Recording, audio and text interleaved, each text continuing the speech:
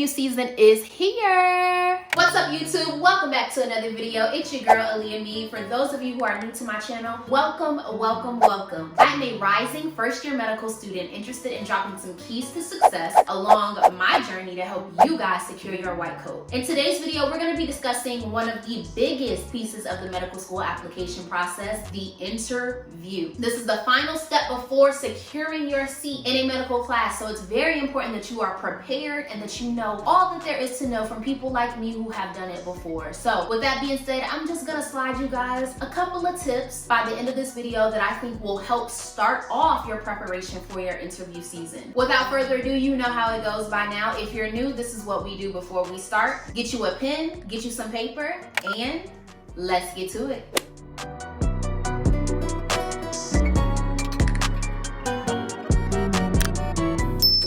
For anybody interested in applying to a medical school, there's a three-part process that you must engage in order to really get from sitting on your couch at home to sitting in a medical school class. First, you do your primary application. The second portion is called the secondary or supplementary application. Now, those are specific applications sent back to you from those particular medical schools that are interested in getting to know more about you. The last step between your couch at home and that seat in that classroom at your dream medical school is the interview. If you are a pre-medical student and you have been invited by a medical school to have an interview, you have officially made it past one of the most challenging hurdles, which is to scale down the pool of people that you are competing against to get a seat in your medical school. As a primary applicant, you are fighting with thousands of pre-medical students who are interested in the same list of medical schools that you are interested in. By the time you get to your secondaries, you're now battling between a couple of thousand people. Once you get to that interview, you are in now a pool of maybe about 300 to a couple hundred people who are being interviewed. So your odds of getting your seat is like 1 in 3, or maybe a little bit more for different medical schools. But your odds are very high of getting your seat. That means that this interview is a very important piece of your application process. The main reason for the interview is to get to know who you are face to face before you are provided the opportunity to matriculate into the medical school that you're interested in. If a medical school has invited you to an interview, they are highly interested in who you are, and they would have not wasted a spot to interview you if they did not want to give you a seat in their class. The medical school interview is an opportunity for you to also get to know about the school and confirm if that school is what you are interested in. So let's go ahead and jump into these quick tips that I have laid out for you guys about the medical school interview. My first piece of advice is arrive as early as possible, preferably the day or the night before your interview, in order to be calm enough to do your best on your interview day. Traveling the morning of your interview is possible, but I've heard that it's stressful and it only adds to the amount of stress that you're feeling the day of your interview. Also, keep in mind that a lot of medical schools start their interview day super early. You don't want to be on a plane or be on a train or be in a car for hours and hours before you get to your interview location and you're all shuffled up and you got to get ready. You can't just take a moment and sit down and eat breakfast. You can't calm your nerves down and figure out where you are. It's a lot of added anxiety. So get to your interview location as early as possible, keeping in mind where your interview is located. You need to be able to get there, get yourself settled, get yourself prepared, and feel like you're making a smooth transition into your most important day.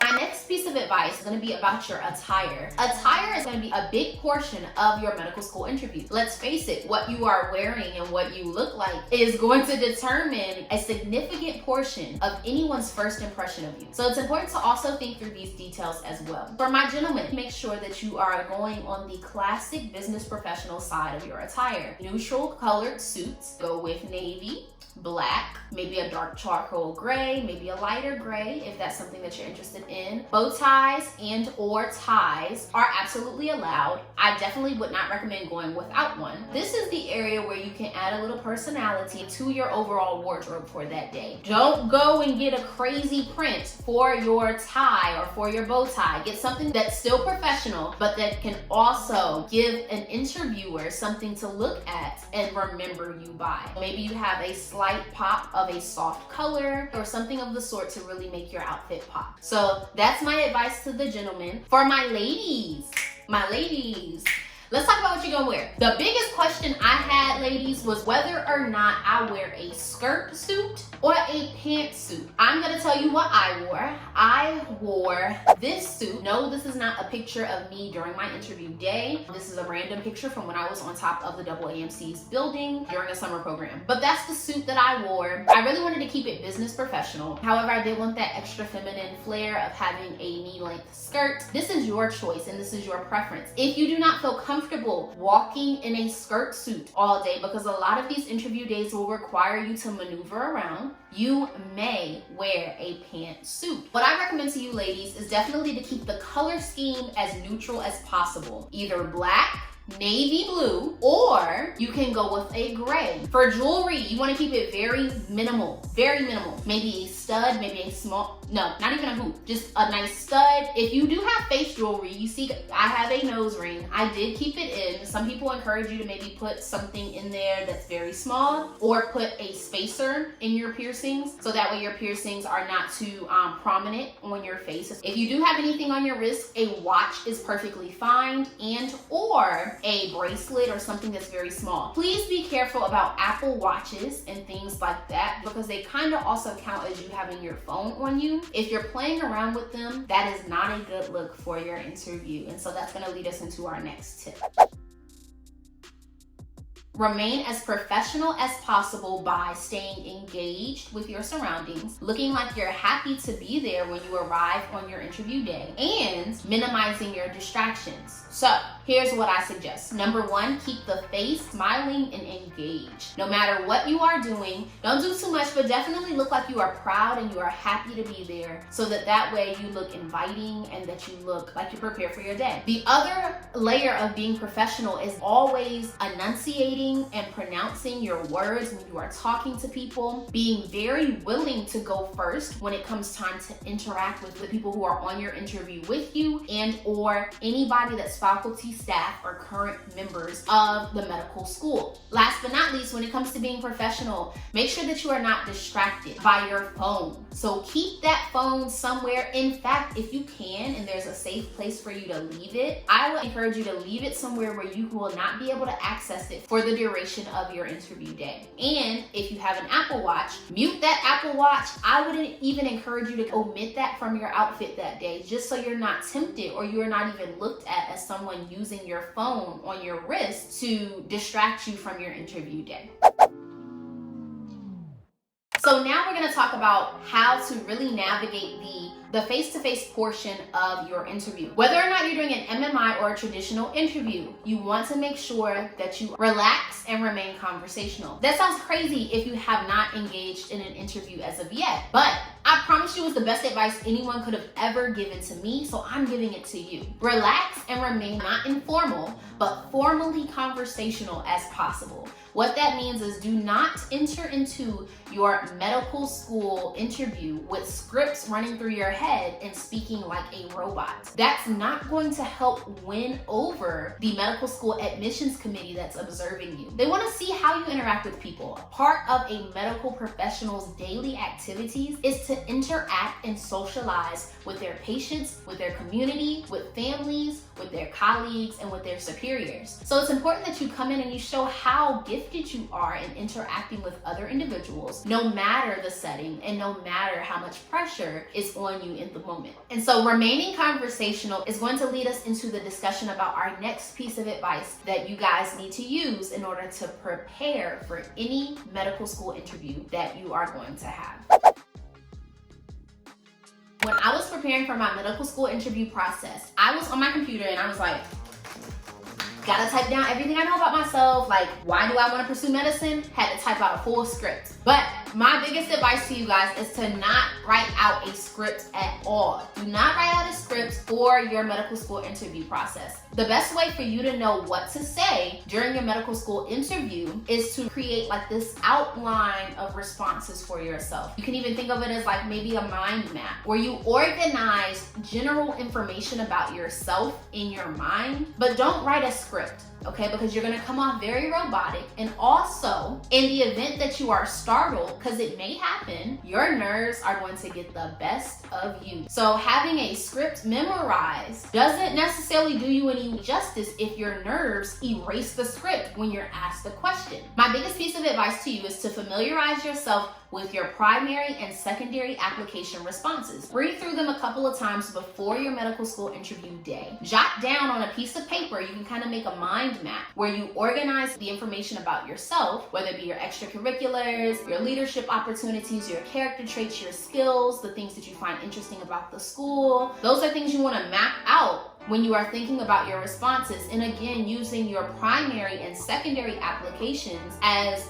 the meat of your information about yourself. And also, don't be afraid to add some new things onto that map and present some new information if you were to be talking to an individual. Using a mind map or something that will help compartmentalize information about yourself in your head also gives you a broad scope of information to talk about. So that way you're not too funneled into specific responses and you're able to quickly adapt whatever you want to say to the specific question that the interviewer is asking. So that is my biggest advice to you guys. Do not script what you're going to say. Instead, make a mind map about the things that you could possibly say if you were asked specific questions from a medical school interviewer.